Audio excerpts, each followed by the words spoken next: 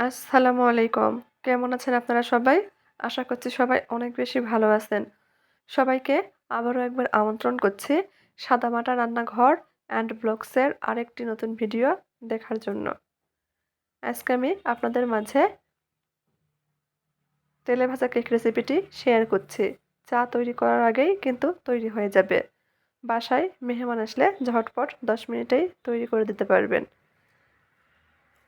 খেতে কিন্তু ভীষণ মজার। তো চলেন দেখি তৈরির পুরো প্রস্তুত প্রণালী আপনাদের মাঝে শেয়ার করি। এখানে একটা বোল নিয়েছি। বোলের মধ্যে ২ টা ডিম ভেঙে দিয়ে দিচ্ছি। ডিমের সাইজ ছোট সেজন্য ২ টা ব্যবহার করেছি। দিয়ে দিচ্ছি ৪ কাপের মেপে ১/২ কাপ মতো চিনি। এখন খুব ভালোভাবে ডিমটা ফেটিয়ে নিব চিনিটা গলে যাওয়া পর্যন্ত। ভিডিওর প্রথমেই আপনাদের অনুরোধ করছি যারা ভিডিও দেখছেন তারা প্লিজ একটা লাইক দিয়ে পুরো ভিডিও দেখার চেষ্টা করবেন।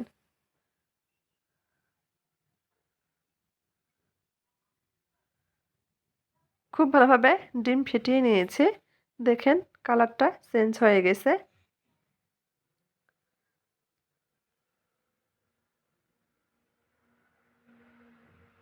চিনি ভালোভাবে কিন্তু গলে গেছে। মানে ডিম ফেটানো হয়ে গেছে।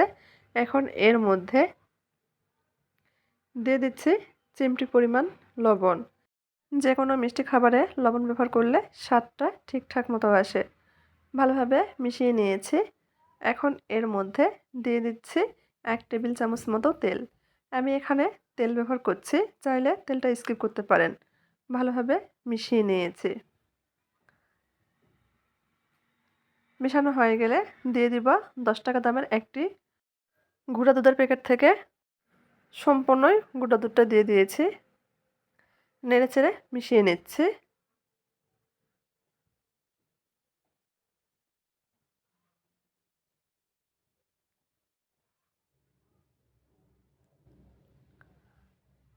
মেশানো হয়ে গেছে।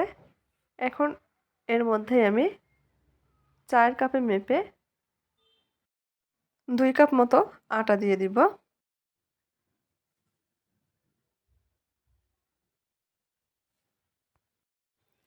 দিয়ে দিচ্ছি ১/২ চামচ মতো বেকিং পাউডার। এখন হাত দিয়ে খুব ভালোভাবে মেখে নিব। মেখে ডো তৈরি করে নিব। এই ডো কিন্তু একটু নরম করেই তৈরি করে নিতে হবে।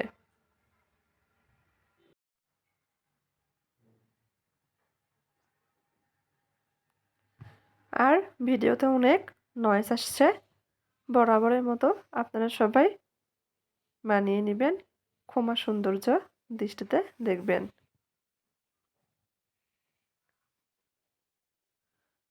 প্রথমে ২ কাপ আটা ব্যবহার করেছি। মেখে নিয়েছি। দেখছি নরম হয়ে গেছে। সেজন্য আরো ১/২ কাপ আটা দিয়েছি। ভালোভাবে মেখে নিব।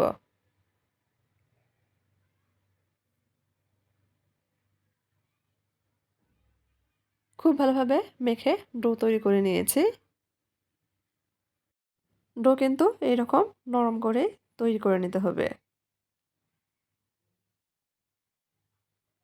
রেস্টে রাখার প্রয়োজন নেই। এখন হাত পরিষ্কার করে এসে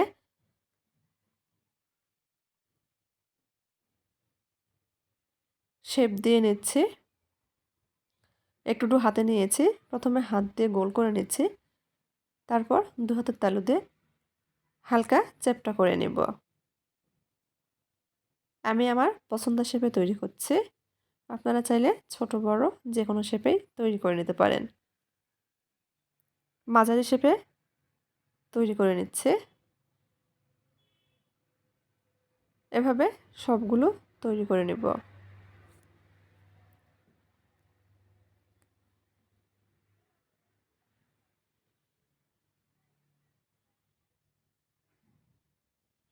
যে পরিমাণ কেক বা নাস্তা তৈরি করছি আমার ২ বেসে তৈরি করে ভেজে নিতে হবে।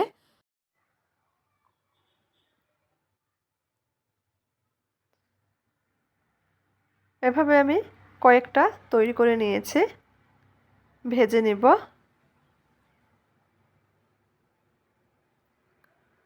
চুলার উপর আগে থেকেই তেল গরম করতে বসিয়ে দিয়েছে, তবে তেল খুব বেশি গরম করিনি। হালকা যখন গরম হয়ে গেছে, তৈরি করে রাখা কেকগুলো বা নাস্তাগুলো দিয়ে দিচ্ছি।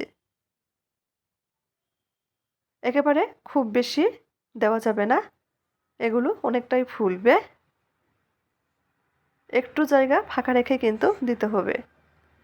এক পাশে হালকা কালার চলে এসছে, উল্টিয়ে দিব। চুলার আঁচ মিডিয়াম আঁচে কমিয়ে রেখে একটু সময় নিয়ে ভেজে নিব।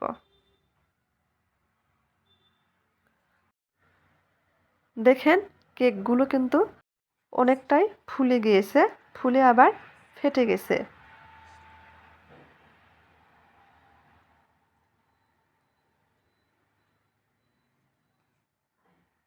খুব সুন্দর কালার চলে এসেছে।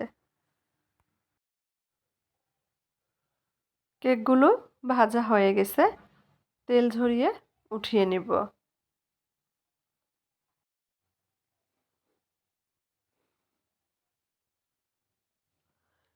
একইভাবে বাকি কেকগুলো ভেজে নিব। সকাল কিংবা বিকেলে চায়ের আড্ডা কিন্তু জমে যাবে, এরকম যদি তেলে ভাজা কেক থাকে। তৈরি করার কোনো ঝামেলা নেই, 10 মিনিটেই তৈরি করা যায়। এই যে পরিবেশন করে নিয়েছি, কেমন হয়েছে অবশ্যই কমেন্ট করে জানাবেন। আর যদি একটু ভালো লেগে থাকে তাহলে দয়া করে সবাই চ্যানেলটি সাবস্ক্রাইব করবেন। লাইক, কমেন্ট, শেয়ার করে নিয়মিত চ্যানেলের পাশেই থাকবেন। কাছ থেকে দেখে দিচ্ছি, দেখেন কতটা সুন্দর। তো আজকের মতো এই পর্যন্তই। সবাই ভালো থাকবেন। আল্লাহ হাফেজ।